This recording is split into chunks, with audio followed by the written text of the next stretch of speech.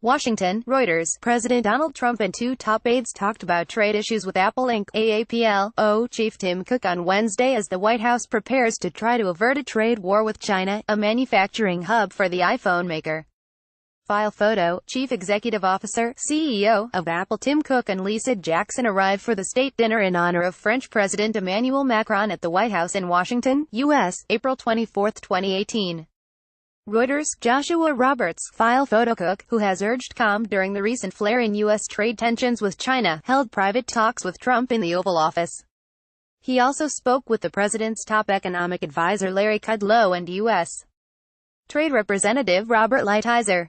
Trump is preparing to send a delegation to China to try to head off a trade war that stands to harm Apple, the world's largest technology company, and other hardware makers that build products in China. Trump has threatened a new round of $100 billion in tariffs on Chinese products that could target cell phones, computers and other consumer goods. China retaliated against an initial round of $50 billion in tariffs. The meeting, which the White House said had been in the works for a couple of weeks, came the day after Cook sat at Trump's head table at his first state dinner, held in honor of French President Emmanuel Macron. A White House official described the meeting as good, but neither the White House nor Apple provided details of the discussions. Slideshow. 2 images. Trump said earlier on Wednesday that he was looking forward to seeing Cook. "We will be talking about many things, including how the U.S. has been treated unfairly for many years, by many countries, on trade," he said on Twitter. Cook also had strong relations with Trump's predecessor in the White House, Democratic President Barack Obama. He sat at the head table for Obama's 2015 state dinner honoring Chinese President Xi Jinping. Cook has been to China at least 3 times since October, including paying a visit to Xi. Good guy. Cook has become one of Trump's favorite CEOs to name-check in speeches.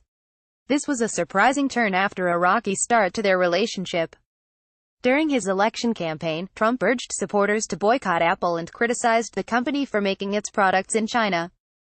As president, Trump has called Cook a good guy, and mentioned him by name at least 10 times during public remarks, including during his speech at the World Economic Forum in Davos in January and during several high-profile interviews.